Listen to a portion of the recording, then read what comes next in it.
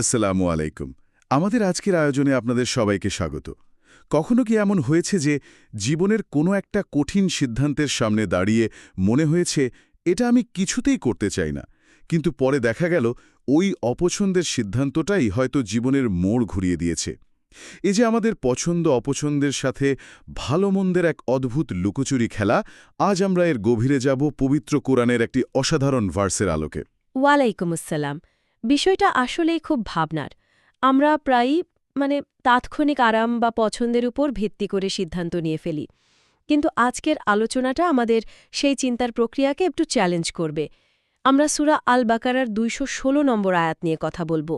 এই ভার্সটা শেখায় কিভাবে মানুষের সীমিত দৃষ্টিভঙ্গি আর ঐশ্বরিক জ্ঞানের বিশালতার মধ্যে একটা সম্পর্ক রয়েছে। আমাদের লক্ষ্য হল এই আয়াতের পেছনের কারণ, এর গভীর দর্শন আর আমাদের প্রতিদিনকার জীবনের সাথে এর সংযোগটা খুঁজে বের করা। দারুণ একটা বিষয়। তাহলে আর দেরি না করে শুরু করা যাক। যে ভার্সটি নিয়ে আমাদের আজকের এই বিশদ আলোচনা, সেটি হল সূরা আল বাকারা, আয়াত নম্বর ২১৬। হ্যাঁ, আমি প্রথমে ভার্সটির মূল আরবি অংশটি তেলাওয়াত করছি। কুতিবা আলাইকুমুল কিতালু ওয়াহুয়া কুরহুল লাকুম ওয়া আসা আন তাকরাহু শাইআন ওয়াহুয়া খাইরুল লাকুম ওয়া আসা আন তুহিব্বু শাইআন ওয়াহুয়া শাররুল লাকুম ওয়াল্লাহু ইয়ালামু ওয়া আনতুম লা তা'লামুন। এবার আমি ভার্সটির সহজ বাংলা অনুবাদ বলছি। এখানে বলা হয়েছে, তোমাদের ওপর যুদ্ধ ফরজ করা হয়েছে, যদিও তা তোমাদের অপছন্দনীয়। কিন্তু হতে পারে তোমরা কোনো কিছু অপছন্দ করছো, অথচ তাতে রয়েছে তোমাদের জন্য মঙ্গল। আর হতে পারে তোমরা কোনো কিছু পছন্দ করছো, অথচ তাতে রয়েছে তোমাদের জন্য অমঙ্গল। আর আল্লাহ জানেন, তোমরা জানো না। আয়াতটা পড়ার সময় আমার মাথায় প্রথম যে প্রশ্নটা আসে সেটা হলো, এত শক্তিশালী একটা কথা, বিশেষ করে যুদ্ধের মতো একটা বিষয় নিয়ে ঠিক কোন পরিস্থিতিতে এটা বলা হয়েছিল? নিশ্চয়ই এর পেছনে খুব গুরুত্বপূর্ণ কোনো ঘটনা আছে। অবশ্যই। এই ভার্সের প্রেক্ষাপট বা শানি নুজুল না বুঝলে এর মূল ভাবটা পুরোপুরি বোঝা একটু কঠিন। ভাবুন একবার, সেই সময়ের কথা, মুসলমানরা মক্কায় বছরের পর বছর ধরে কুরাইশদের হাপে নির্যাতিত হচ্ছেন।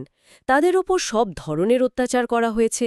শেষ পর্যন্ত তারা নিজেদের বাড়িঘর, সহায় সম্পদ, এমনকি জন্মভূমিও ছেড়ে মদিনায় হিজরত করতে বাধ্য হয়েছেন। একটু শান্তির আশায়। ঠিক তাই। কিন্তু জুলুম সেখানেও থামেনি। মদিনাতেও তাদের ওপর আক্রমণের হুমকি আসছিল, তাদের ফেলে আসা সম্পদ লুট করা হচ্ছিল। তার মানে তারা পালিয়ে এসেও শান্তিতে ছিলেন না, তাই না? একদমই না। তারা একরকম কোণঠাসা অবস্থায় ছিলেন। আর সেই সময় সাহাবারা সংখ্যায় ছিলেন অনেক কম। তাদের কাছে অস্ত্রশস্ত্র ছিল না বললেই চলে। আচ্ছা। তাই যুদ্ধ করার কথা উঠলে স্বাভাবিকভাবেই তারা দ্বিধান্বিত ছিলেন। ভাবুন, যারা এত অত্যাচার সহ্য করে একটু শান্তির জন্য সব ছেড়ে চলে এসেছেন, যুদ্ধ তাদের কাছে পুরনো সেই বিভীষিকায় ফিরে যাওয়ার মতোই ছিল। বুঝতে পারছি। স্থিতিতে আল্লাহ ভার্স নাজিল করে আত্মরক্ষা এবং জুলুম প্রতিরোধের জন্য রুখে দাঁড়ানোর নির্দেশ দেন। আচ্ছা, এখন বিষয়টা পরিষ্কার হচ্ছে। এটা কোনো আগ্রাসনের নির্দেশ ছিল না, বরং অস্তিত্ব রক্ষার জন্য একটা পদক্ষেপ ছিল। কিন্তু এখানে সবচেয়ে আকর্ষণীয় অংশ হল, যদিও তা তোমাদের অপছন্দনীয়। যুদ্ধ তো সবার কাছেই অপছন্দের, তবুও কেন বলা হচ্ছে যে এই অপছন্দের জিনিসের মধ্যেই মঙ্গল থাকতে পারে? এখানে এই ভার্সের সর্বজনীন দর্শনটা লুকিয়ে আছে। প্রথমত, আল্লাহর নির্দেশ পালন করা বিশ্বাসীদের জন্য কর্তব্য, তা সহজ হোক বা কঠিন। কিন্তু দ্বিতীয় এবং গভীরতর বার্তাটি হল, মানুষের বিচারবুদ্ধি সীমাবদ্ধ। আমরা যখন কোনো কিছুকে ভালো বা খারাপ বলি, সেটা আমাদের তাৎক্ষণিক অনুভূতি, অভিজ্ঞতা আর সীমিত জ্ঞান দিয়ে বলি। ঠিক। কিন্তু আল্লাহ অতীত, বর্তমান, ভবিষ্যৎ সবকিছুই জানেন। তিনি জানেন কোন কাজের চূড়ান্ত পরিণতি কী হবে, কোন কষ্টের ভেতর দিয়ে একটা বড় কল্যাণ বেরিয়ে আসবে। যা আমাদের কাছে সাময়িকভাবে অসহ কষ্ট মনে হচ্ছে, সেটাই হয়তো মানে জুলুমের অবসান ঘটিয়ে দীর্ঘমেয়াদী শান্তি আর ন্যায় বিচার প্রতিষ্ঠা করবে। তাহলে এর উল্টো দিকটাও তো সমানভাবে সত্যি। যা আমাদের কাছে খুব আরামের, খুব পছন্দের মনে হয়, তার মধ্যেও হয়তো অমঙ্গল লুকিয়ে থাকতে পারে। ঠিক তাই। আর এটা তো আমরা হামেশাই দেখি। যেমন ধরুন আলস্য বা নিষ্ক্রিয়তা। কোনো কাজ না করে আরাম করে বসে থাকাটা সাময়িকভাবে খুব ভালো লাগতে পারে। লাগেই তো। কিন্তু দীর্ঘমেয়াদে এটাই তো মানুষের সম্ভাবনাকে নষ্ট করে দেয়, সমাজকে পিছিয়ে দেয়। এই আয়াতে এটাও স্পষ্ট করা হয়েছে, যে ইসলামী যুদ্ধের ধারণাটা ব্যক্তিগত প্রতিশোধ, ক্ষমতা দখল বা লুটের জন্য নয়। এর উদ্দেশ্য হল পৃথিবীতে ন্যায় প্রতিষ্ঠা করা, অত্যাচারের হাত থেকে দুর্বলকে রক্ষা করা। সবকিছুর মূলে ওই একটাই কথা, আল্লাহ জানেন, তোমরা জানো না। আমাদের আবেগ বা ভয় দিয়ে আমরা যা দেখি তা পুরো চিত্রের একটা অংশ মাত্র। আল্লাহ পুরো চিত্রটা দেখতে পান। এই বিশাল দর্শনটাকে যদি আমরা আমাদের দৈনন্দিন জীবনে নিয়ে আসি, তাহলে বিষয়টা কেমন দাঁড়ায়? কারণ যুদ্ধ বা ওই ধরনের পরিস্থিতি তো আমাদের জীবনে সবসময় আসে না। খুবই ভালো প্রশ্ন। এই ভার্সের সৌন্দর্য হল এটা একটা নির্দিষ্ট প্রেক্ষাপটে নাজিল হলেও এর শিক্ষাটা চিরন্তন। আমাদের জীবনের প্রায় প্রতিটি ক্ষেত্রের প্রতিফলন দেখা যায়। যেমন যেমন ধরুন, একজন ছাত্রের কথা। প্রতিদিন নিয়ম করে পড়তে বসা, কঠিন কোনো বিষয় বোঝার জন্য ঘন্টার পর ঘন্টা চেষ্টা করা, এগুলো কার ভালো লাগে? ঠিক। সাময়িকভাবে তো মনে হয় এর চেয়ে টিভি দেখা বা বন্ধুদের সাথে আড্ডা দেওয়া অনেক আনন্দের। কিন্তু এই অপছন্দের কষ্টটাই তার জন্য একটা ভালো ভবিষ্যতের দরজা খুলে দেয়। ঠিক।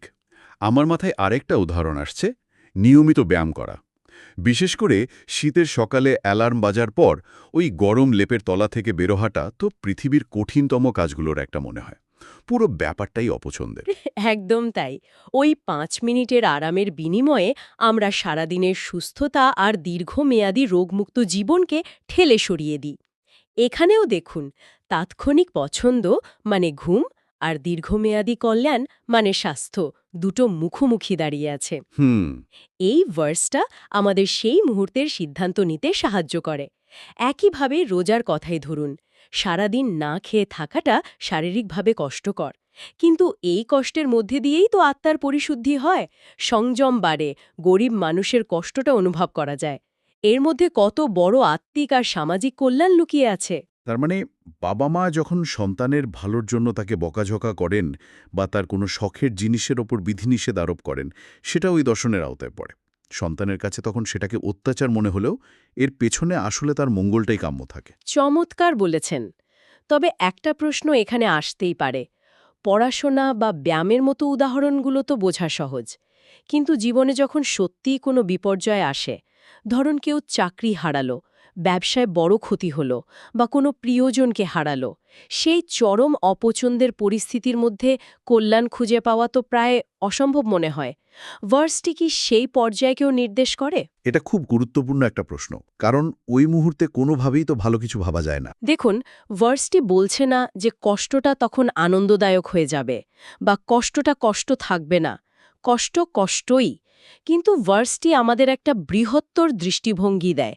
তাৎক্ষণিকভাবে হয়তো আমরা ভেঙে পড়ি, কিন্তু সময়ের সাথে সাথে দেখা যায় ওই চাকরিটা হারানোর কারণেই হয়তো মানুষটা নতুন কিছু শুরু করেছে, যা তার জন্য আরও ভালো ছিল। আচ্ছা। ওই কঠিন পরিস্থিতিটা তাকে আগের চেয়ে অনেক বেশি শক্তিশালী, সহনশীল আর পরিণত করে তুলেছে।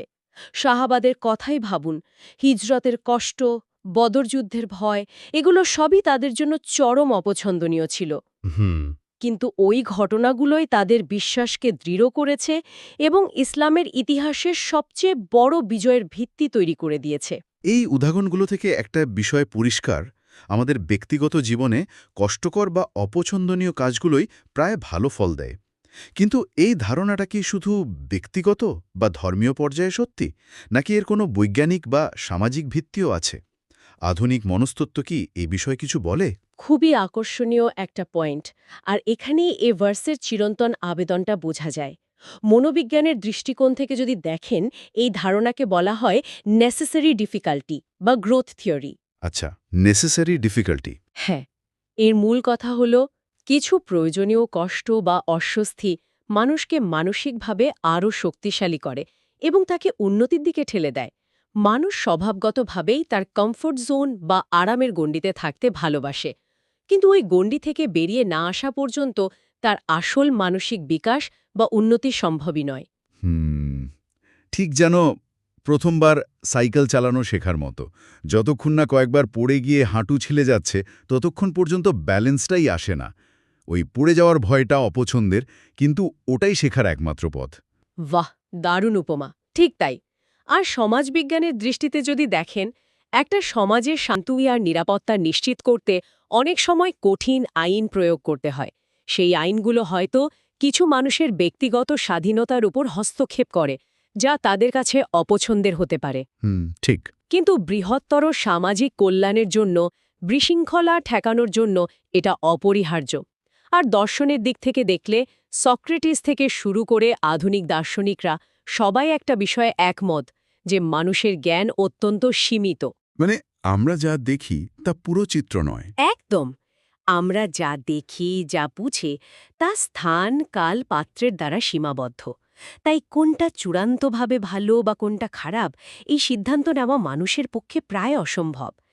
এই ভার্সটা আমাদের সেই সীমাবদ্ধতাকেই মনে করিয়ে দেয় এবং একটা সর্বোচ্চ জ্ঞানের উৎসের ওপর আস্থা রাখতে শেখায়। তাহলে এই পুরো আলোচনা থেকে আমরা যদি মূল শিক্ষাগুলোকে এক জায়গায় নিয়ে আসি, বিষয়টা কেমন দাঁড়ায়? এটা তো শুধু কিছু করণীয় বা বর্জনীয় তালিকা নয়, এর চেয়েও বড় কিছু মনে হচ্ছে। অবশ্যই। এটা কোনো তালিকা নয়, এটা একটা জীবন দর্শন। প্রথম এবং প্রধান শিক্ষা হল আল্লাহর আদেশের ওপর আস্থা রাখা, ইভেন যদি সেটা আমাদের প্রবৃত্তির বিরুদ্ধে যায়, কারণ তার পেছনে সর্বোচ্চ কল্যাণ লুকিয়ে থাকে। দ্বিতীয়ত, আমাদের নিজেদের জ্ঞানের সীমাবদ্ধতাকে স্বীকার করে নেওয়া। আমরা যা জানি তা বিশাল জ্ঞান সমুদ্রের এক বিন্দু মাত্র। তাই আমি যা ভাবছি সেটাই ঠিক, এই অহংকার থেকে বেরিয়ে আসতে হবে। আচ্ছা। তৃতীয়ত, পছন্দ বা অপছন্দের ভিত্তিতে কোনো কিছুর মঙ্গল বা অমঙ্গল বিচার না করা। কল্যাণ নির্ধারিত হয় তার চূড়ান্ত পরিণতির ওপর, তাৎক্ষণিক অনুভূতির ওপর নয়। আর চতুর্থত যা আমি বুঝতে পারছি তা হল ধৈর্য। জীবনের কঠিন পরীক্ষা বা অপছন্দনীয় পরিস্থিতিতে হতাশ না হয়ে আল্লাহর পরিকল্পনার উপর ভরসা রেখে ধৈর্য ধারণ করা, কারণ কষ্টের মোকাবেলা করার মধ্যেই প্রকৃত সাফল্য লুকিয়ে থাকে। তার মানে পুরো ব্যাপারটা দাঁড়াচ্ছে আমাদের তাৎক্ষণিক আবেগ বা পছন্দের সাথে দীর্ঘমেয়াদী কল্যাণের মধ্যে একটা চিরন্তন দ্বন্দ্ব আছে। আর এই ভার্সটা আমাদের সেই দ্বন্দ্ব থেকে বেরোনোর একটা ফ্রেমওয়ার্ক বা কাঠামো দিচ্ছে। এক্স্যাক্টলি। মনোবিজ্ঞানে যেটাকে ডিলেড গ্র্যাটিফিকেশন বা গ্রোথ মাইন্ডসেটের কথা বলা হয়, তার মূল স্পিরিট কিন্তু এটাই। অস্বস্তিকর জোনটাতেই আসল উন্নতি লুকিয়ে থাকে। এই ১৪০০ বছরের পুরনো নির্দেশনা আজকের সাইকোলজির সাথে কি দারুণভাবে মিলে যাচ্ছে ভাবা যায়। সত্যি তাই। সার কথা হল, আমাদের দৃষ্টিভঙ্গিটা পাল্টাতে হবে। এটা আমার অপছন্দ বা আমি এটা চাই না, এই ভাবনা থেকে বেরিয়ে এসে ভাবতে হবে এই কঠিন পরিস্থিতির মধ্যে আমার জন্য কি শিক্ষা লুকিয়ে আছে, বা এর মাধ্যমে আল্লাহ আমার জন্য কোন ভালোর দরজা খুলতে চাইছেন। অসাধারণ একটি আলোচনা। আমাদের এই গভীর পর্যালোচনায় অংশ নেবার জন্য আপনাকে অসংখ্য ধন্যবাদ। আশা করি এই আলোচনা আমাদের সবার জন্য চিন্তার নতুন খোরাক জুগিয়েছে। ধন্যবাদ। শেষ করার আগে একটি চিন্তার বিষয় রেখে যেতে চাই। যেহেতু আমাদের স্বল্পমেয়াদী পছন্দ প্রায়শই দীর্ঘমেয়াদী কল্যাণের সাথে সাংঘর্ষিক হয়, তাই ভাবার বিষয় হল আমাদের জীবনের কোন কোন ক্ষেত্রে একটি অপছন্দনীয় কিন্তু প্রয়োজনীয় পদক্ষেপ নেওয়া বাকি রয়ে গেছে, যা হয়তো আমাদের জন্য সবচেয়ে বড় এবং অপ্রত্যাশিত মঙ্গলের কারণ হতে পারে। এই প্রশ্নটি নিয়ে আমরা সবাই ভাবতে পারি।